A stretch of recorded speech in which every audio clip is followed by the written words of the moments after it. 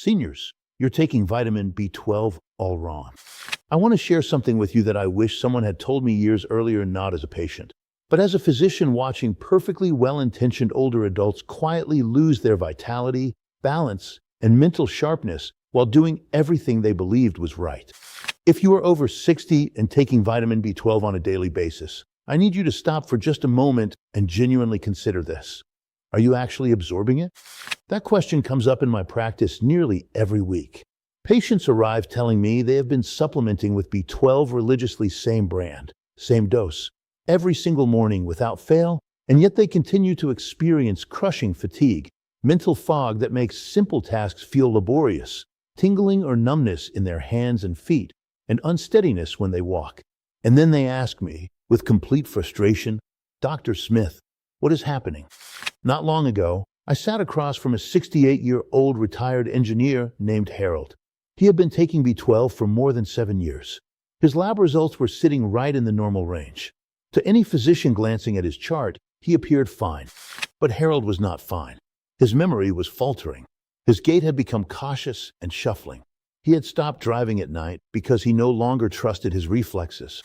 When I dug deeper, what I found was not that Harold was deficient in B12 by standard laboratory measures. He was simply taking it in a way that meant his nerves were not receiving it at the cellular level where it actually mattered. I am Dr. William Smith, and today I am going to walk you through the critical errors I see most commonly among adults over 60 when it comes to vitamin B12 supplementation. I will explain the biochemical reasons behind why these errors occur, what the research tells us, and exactly how to correct them so that your brain, your nerves, and your long-term vitality actually benefit from every dose you take. Before we get into it, I want to ask you something. Drop a comment below with your age, where you are watching from today, and whether you are currently taking B12. Are you experiencing low energy, brain fog, tingling, or balance issues? Share your experience. Your voice matters in this community, and I read every comment personally. If this kind of content is useful to you, please subscribe. I post evidence-based health guidance specifically for adults over 60 every week. The fundamental misunderstanding about B12 blood tests. Let me address the single most common misconception. I encounter the belief that a normal serum B12 reading on a blood panel means that everything is fine. For adults over 60, that assumption is frequently incorrect, and the consequences of holding on to it are serious. Vitamin B12 is not a simple nutrient.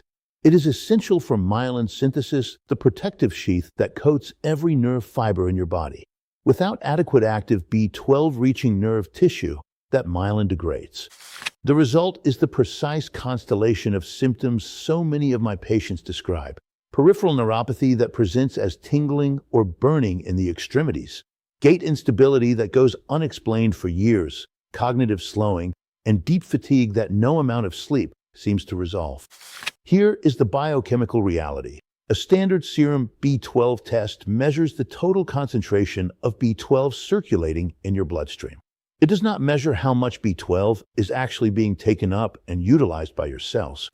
In older adults, a phenomenon known as functional B12 deficiency is remarkably common. Blood levels appear normal or even elevated while tissues, particularly nervous tissue, remain deprived.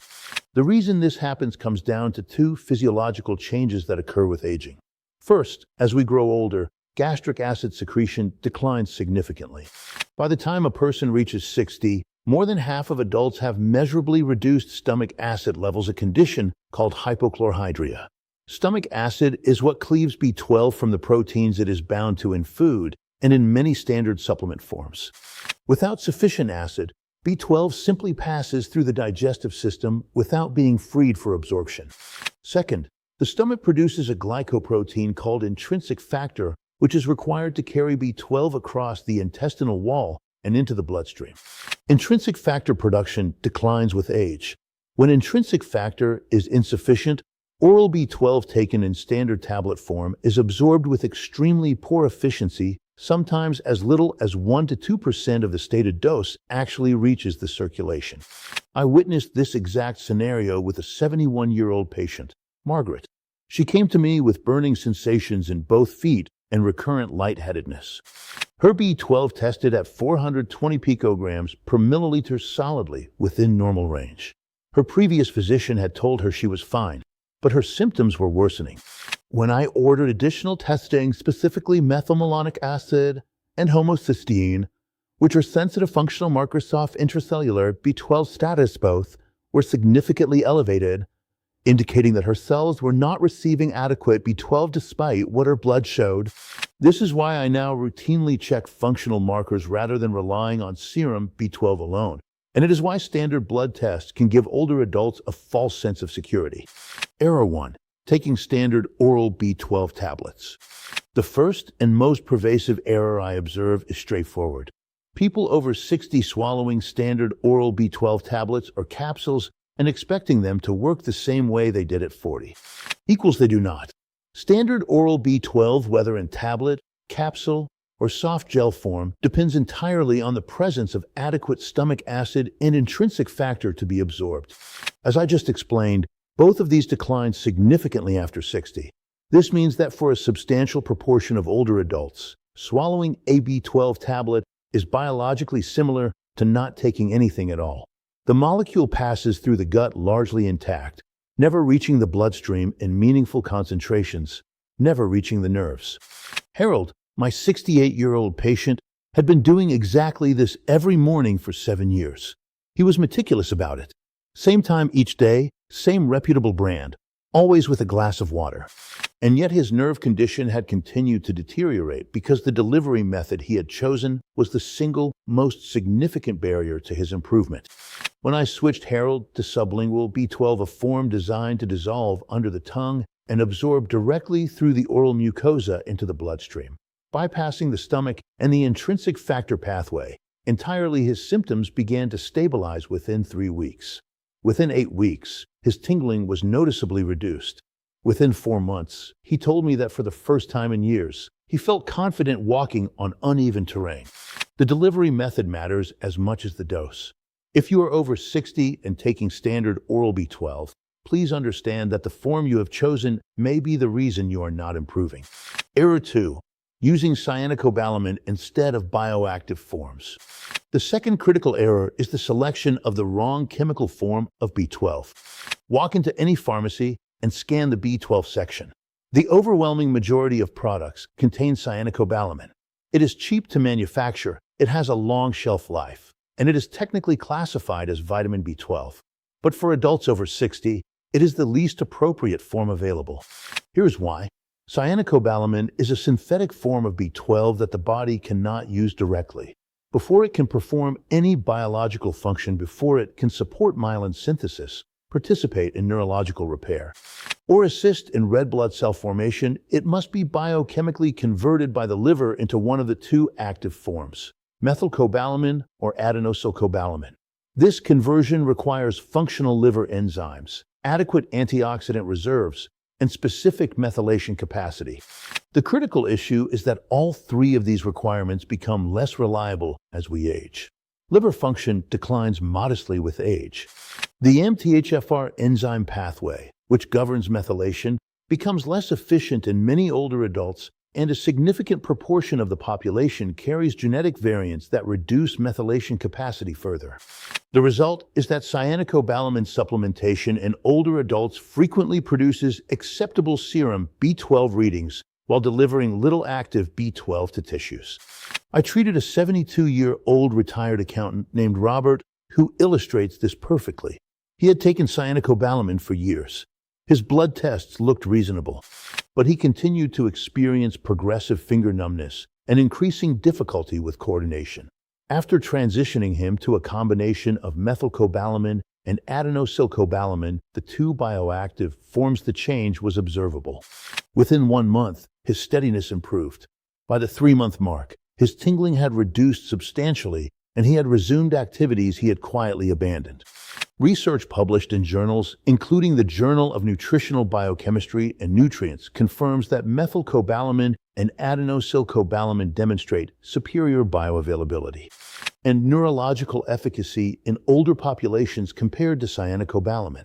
For any adult over 60 with nerve-related symptoms, I no longer recommend cyanocobalamin as a primary form. Error 3. Inconsistent and sporadic supplementation. The third error is one that catches most of my patients by surprise because it has nothing to do with the form or the dose. It is about consistency. A significant number of older adults take B12 sporadically. They take it when they feel tired. They skip it when they feel fine. They stop for a week when they run out and delay replacing it. They take it 3 times one week and once the next.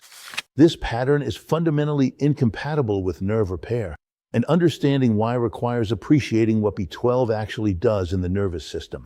Vitamin B12 is not an energy booster in the direct sense of providing a rapid stimulant effect. It is a structural rebuilding compound.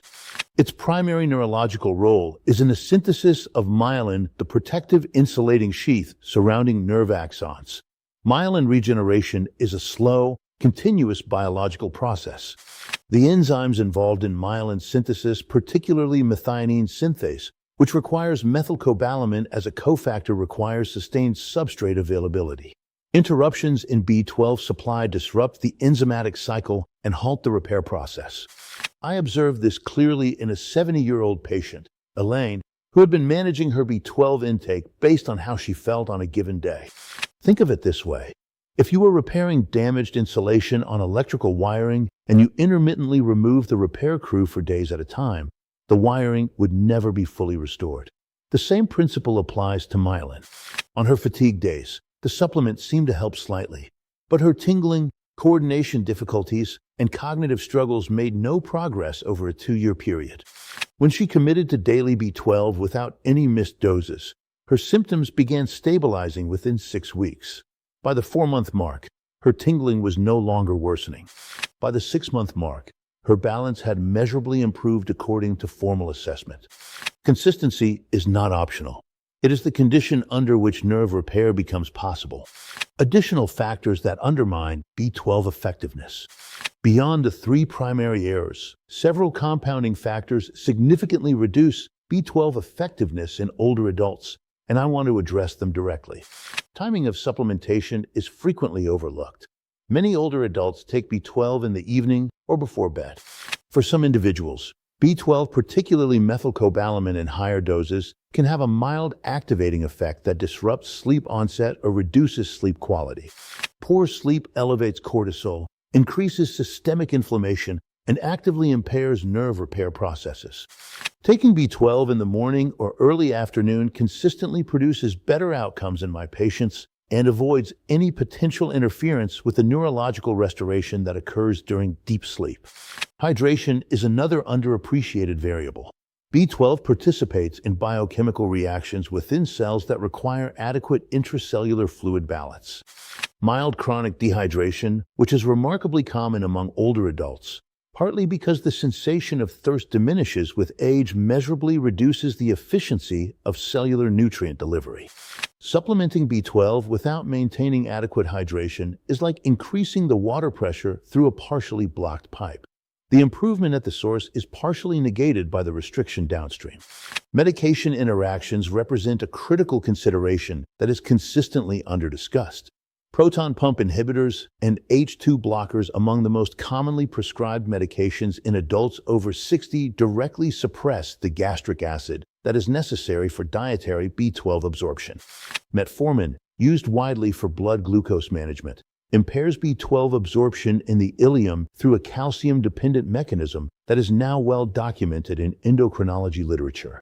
Certain antibiotics disrupt the intestinal microbiome in ways that affect B12 metabolism. None of this means stopping medications.